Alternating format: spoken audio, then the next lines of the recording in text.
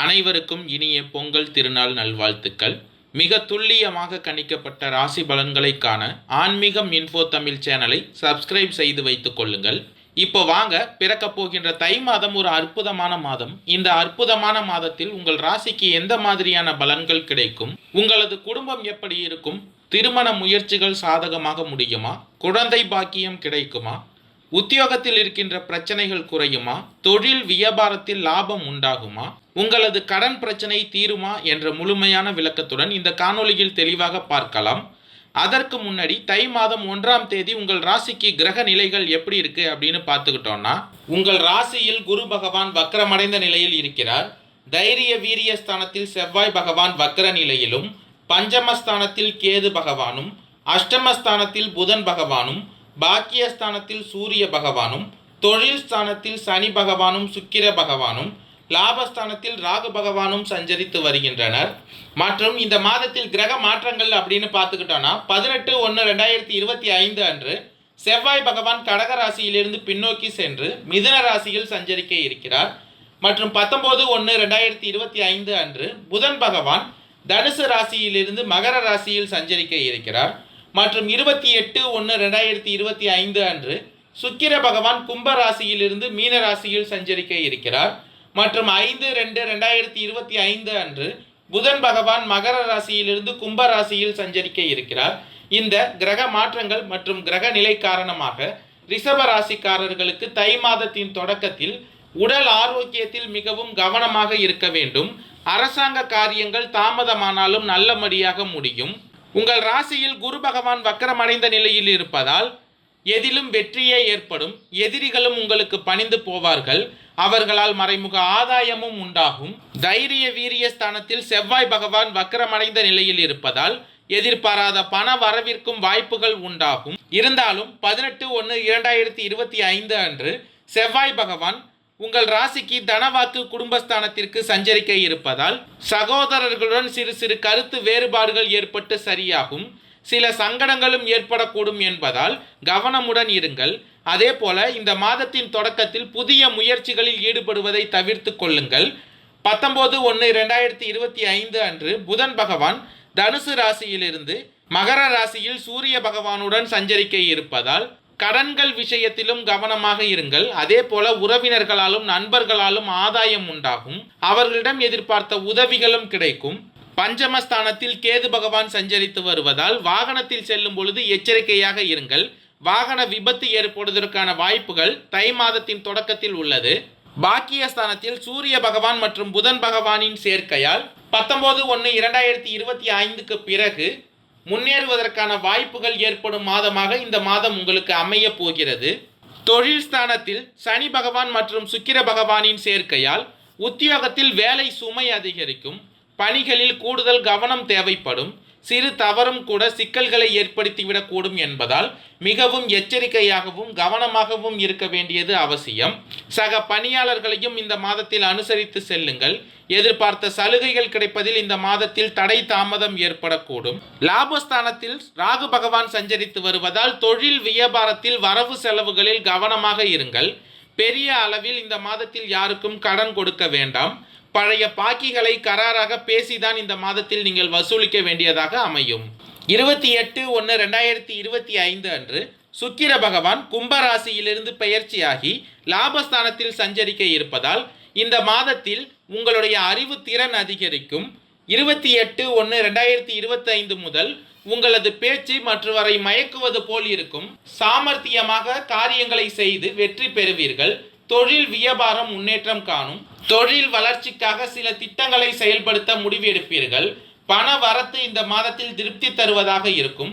உத்தியோகத்தில் இருப்பவர்களுக்கு செயல் திறமை கூடும். பயணங்களும் செல்ல நேரிடலாம்.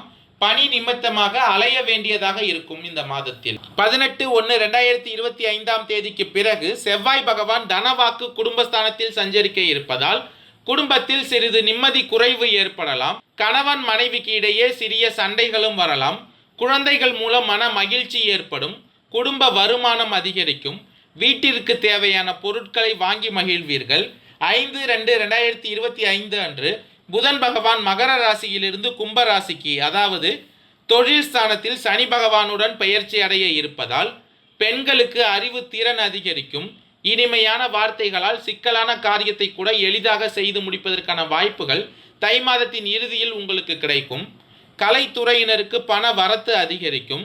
லாபஸ்தானத்தில் ராகு பகவானும் சுக்கிர பகவானும் இணைவதால் எடுத்த முடிவை செயல்படுத்தும் முன் ஒரு முறைக்கு இருமுறை ஆலோசிப்பது நல்லது. எந்த ஒரு காரியத்திலும் அவசர முடிவு எடுக்க வேண்டாம். வீண் வாக்குவாதங்களால் பகையை வளர்த்து கொள்ளாமல் இருப்பது நல்லது. அரசியல் துறையினருக்கு வீண் அலைச்சலுக்கு பிறகே எந்த ஒரு காரியமும் நடந்து முடியும். வேலை தொடர்பாக அலைய வேண்டியதாக இருக்கும். வரவேண்டிய பாக்கிகள் தாமதமாக வந்து சேரும். கார்த்திகை 2, 3, 4ஆம் பாத நட்சத்திரக்காரர்களுக்கு பிறக்க போகின்ற தை மாதம் நிதானமாக செயல்பட வேண்டிய மாதமாக அமையப் போகிறது. சனி பகவான் உங்கள் ராசிக்கு ஆட்சியாக சஞ்சரித்து வருவதால் செய்து வரும் தொழிலில் அதிக அக்கறையாக இருக்க வேண்டும். அரசு ஊழியர்களின் செயல்பாட்டிற்கு ஏற்ப பலன் உண்டாகும். எதிர்பாராத இடமாற்றமும் ஏற்படும். ஒரு சிலருக்கு மெமோவும் கிடைக்கும். எனவே இந்த மாதத்தில் நீங்கள் கவனமாக இருக்க வேண்டும். உங்கள் ராசியில் குரு பகவான் வக்ரமடைந்த நிலையில் இருப்பதால் தனியார் நிறுவனங்களில் பணிபுரிபவர்கள் வேலையில் கவனமாக இருப்பதும் பிறரை அனுசரித்து செல்வதும் இந்த மாதத்தில் மிகவும் நல்லது. தை மாதத்தின் தொடக்கத்தில் உங்கள் ராசிக்கு தைரிய வீரிய ஸ்தானத்தில் சஞ்சரித்து வரும் செவ்வாய் பகவான் 18/1/2025 முதல் தனவாக்கு குடும்பஸ்தானத்தில் சஞ்சரிக்க இருப்பதால் ஒரு சிலருக்கு திடீர் இடமாற்றம் ஏற்படும்.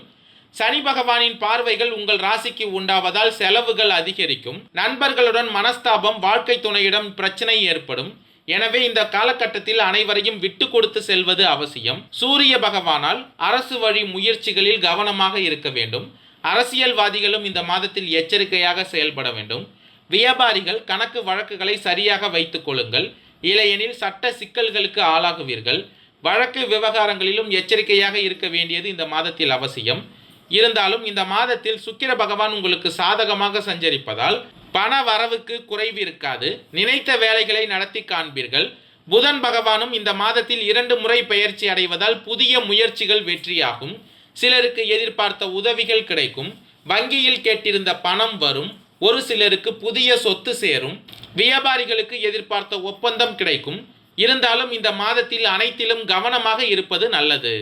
ரோகிணி நட்சத்திரக்காரர்களுக்கு பிறக்க போகின்ற தை மாதம் திட்டமிட்டு செயல்பட வேண்டிய மாதமாக அமையப் போகிறது. உங்கள் ராசிக்குள் குரு பகவான் வக்ரமடைந்து இருப்பதால் அலைச்சல் குறையும். பாக்கியஸ்தானத்தில் சூரிய பகவான் சஞ்சரிப்பதால் ஒவ்வொரு வேலையையும் திட்டமிட்டு செயல்படுவது நல்லது. புதிய முயற்சிகளில் இறங்குவதற்கு முன் அது பற்றி நன்றாக தெரிந்து கொண்டு முடிவிற்கு வாங்குங்கள். வழக்கமான வேலைகளில் கவனத்தை செலுத்துவது இந்த மாதத்தில் நல்லது. ராகு பகவானால் எதிர்பார்த்த வரவு வரும். அதே நேரத்தில் செலவுகளும் ஏதாவது ஒரு வகையில் உங்களுக்கு ஏற்பட்டு கொண்டே இருக்கும். வேலையின் காரணமாக அலைச்சலும் அதிகரிக்கும். வெளியூர் பயணம் ஏற்படும். புதன் பகவான் இந்த மாதத்தில் 2 முறை பயிற்சி அடைவதால் உங்களுக்கு நெருக்கடிகள் வந்தாலும் அதை வந்த வழி தெரியாமல் போக்குவார். எதிர்பார்த்த அளவிற்கு வருமானம் கிடைக்கும். வியாபாரத்தில் முன்னேற்றம் உண்டாகும். உத்தியோகத்தில் இருப்பவர்கள் மட்டும் இந்த மாதத்தில் கவனமாக செயல்படுவது மிகவும் அவசியம்.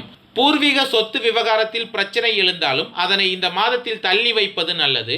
வாழ்க்கை துணையை அனுசரித்து செல்வதும் நண்பர்களுடனும் உடன் பணிபுரிபவர்களுடன் விட்டு கொடுத்து செயல்படுவது நன்மையை உண்டாக்கும். மிருகசீரிடம் 1, 2ஆம் பாத நட்சத்திரக்காரர்களுக்கு பிறக்க போகின்ற தை மாதம் யோசித்து செயல்பட வேண்டிய மாதமாக அமையப் போகிறது. குரு பகவான் இந்த மாதத்தில் வக்ரமடைந்து இருப்பதால் செயல்களில் குழப்பமும் தடுமாற்றமும் ஏற்படும். நினைத்த வேலைகளை நினைத்தபடி நடத்தி முடிப்பீர்கள். லாபஸ்தானத்தில் சஞ்சரிக்கும் ராகு பகவானால் வருமானம் அதிகரிக்கும். வெளிநாட்டு தொடர்புகளில் லாபம் உண்டாகும். ஏற்றுமதி இறக்குமதி வியாபாரத்திலும் லாபம் அதிகரிக்கும். திடீர் வாய்ப்புகளால் அதிர்ஷ்டமும் உண்டாகும். சுய தொழில் செய்து வருபவர்களுக்கு பணியாளர்கள் ஒத்துழைப்பாக இருப்பார்கள். வியாபாரிகள் புதிய முதலீடு செய்வதற்கு முன்பு நன்றாக யோசிப்பதும் சூழ்நிலை அறிந்து செயல்படுவதும் நல்லது. பணியாளர்கள் மேலதிகாரிகள் மற்றும் முதலாளிகளின் வழிகாட்டுதல்கள் படி செயல்படுவதால் சங்கடங்கள் ஏற்படாமல் போகும். முடிந்தவரை உடன் பணிபுரிபவர்கள், வாழ்க்கை துணை, நண்பர்களை அனுசரித்து செல்வது இந்த மாதத்தில் மிகவும் நல்லது. புதிய தொழில் தொடங்கும் முயற்சியை இந்த மாதத்தில் ஒத்திவைப்பது நல்லது. குழந்தைகள் நலனில் அதிகம் கவனம் செலுத்துங்கள். பூர்வீக சொத்து விவகாரத்தில் இந்த மாதத்தில் விட்டு கொடுத்து செயல்படுவது நல்லது. சுக்கிர பகவானும் புதன் பகவானும் உங்களுக்கு வழிகாட்டுவார்கள். எதிர்பார்த்த வருவாய் வரும். உங்களுடைய புத்தி சாதுரியம் இந்த மாதத்தில் வெளிப்பட போகிறது. நன்றி, வணக்கம்.